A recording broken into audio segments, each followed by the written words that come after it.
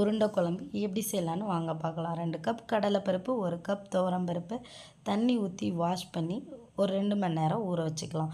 ஒரு பெரிய நெல்லிக்காய் சைஸ் புளியை எடுத்து ஊற வச்சு கரைச்சி ஃபில்ட்ரு பண்ணி அதில் 1/4 ஸ்பூன் மஞ்சள் தூள், 1 ஸ்பூன் மிளகாய்த்தூள், 1 ஸ்பூன் மல்லித்தூள், 2 தக்காளி பழம், கொஞ்சமாக கல் உப்பு சேர்த்து நல்லா மிக்ஸ் பண்ணிக்கலாம்.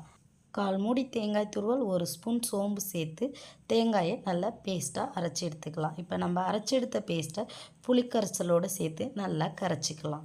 இப்போது அடுப்பை பற்ற வச்சு கொஞ்சமாக எண்ணெய் சேர்த்து கடுகு, 10 சின்ன வெங்காயத்தை பொடி பொடியாக நறுக்கி 2 பூண்டு பல்லை தட்டி அதோடு சேர்த்து நல்லா பச்சை வாசனை போகிற அளவு வதக்கிக்கலாம். இப்போது நம்ம கரைச்சி வச்சுருக்க புளிக்கரைசலை அதோட ஆட் பண்ணி ஒரு மூடி போட்டு நல்லா கொதிக்க வச்சுக்கலாம். இப்போது பருப்பு நல்லா ஊறினதும் அதை ஃபில்ட்ரு பண்ணி ஒரு மிக்ஸி ஜாரில் சேர்த்துக்கலாம். 1/4 ஸ்பூன் சோம்பு, 1/4 ஸ்பூன் மஞ்சள் தூள், 1 ஸ்பூன் மிளகாய்த்தூள், தேவையான அளவு உப்பு சேர்த்து கொஞ்சம் கொரகொரப்பாக அரைச்சி எடுத்துக்கலாம். இந்த மாதிரி அரைச்சி எடுத்துக்கலாம்.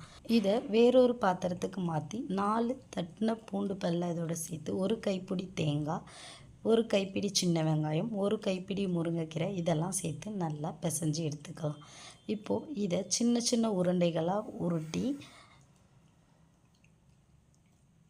இந்த மாதிரி சின்ன சின்ன உருண்டைகளாக உருட்டிக்கணும். இப்போ உருட்டி எடுத்த இந்த உருண்டைகளை குழம்புல அடுப்பு சிம்மில் வச்சுட்டு ஒன்று ஒன்றா பொறுமையாக சேர்த்துக்கலாம். இப்போது இதை நம்ம சேர்த்ததும் ஒரு மூடி போட்டு ஒரு 10 நிமிஷம் நல்லா கொதிக்க வச்சு எடுத்தோன்னா அருமையான உருண்டை குழம்பு ரெடி.